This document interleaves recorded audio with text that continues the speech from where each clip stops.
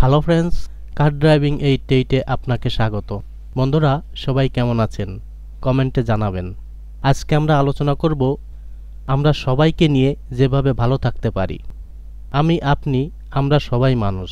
আমাদের জ্ঞান, বুদ্ধি, চিন্তাধারা, মন মানসিকতা, কর্মদক্ষতা সকল জীবের থেকে শ্রেষ্ঠ। আমাদের মুখের ভাষা, চোখের চাহনি, অঙ্গভঙ্গিতে আমরা সুখ দুঃখ, চাওয়া পাওয়া বুঝতে পারি। আমরা সামাজিকতা শিখেছি। আমরা সুখে দুঃখে একে অন্যের পাশে দাঁড়াতে শিখেছি।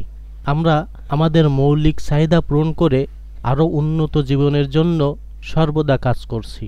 আমরা গবেষণা করে নতুন নতুন অকল্পনীয় জিনিস আবিষ্কার করছি, যার কারণে আমরা আমাদের সুন্দরভাবে জীবনযাপন পরিচালনা করতে পারছি। কিন্তু একই সাথে আমরা কিছু অনৈতিক কাজ করছি।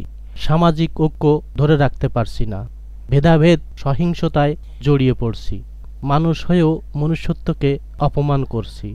আমরা সবাই মিলেমিশে একসাথে চললে আমাদের সমস্যা, দুঃখ, কষ্ট থাকে না।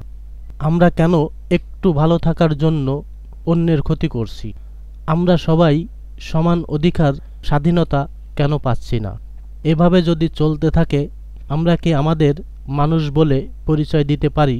আমাদের কিসের এত লোভ, কিসের এত চাওয়া? আমরা তো ক্ষণিকের জন্য এই দুনিয়াতে এসেছি, আবার একদিন চলেও যেতে হবে।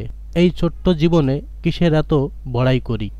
আমরা হাসপাতালে সদ্য ভূমিষ্ঠ হওয়া একজন শিশুকে দেখে এবং একজন মৃত পথের যাত্রী রোগীকে দেখে আমাদের ক্ষমতা যাচাই বাছাই করলে দেখব এভরিথিং ইজ নাথিং।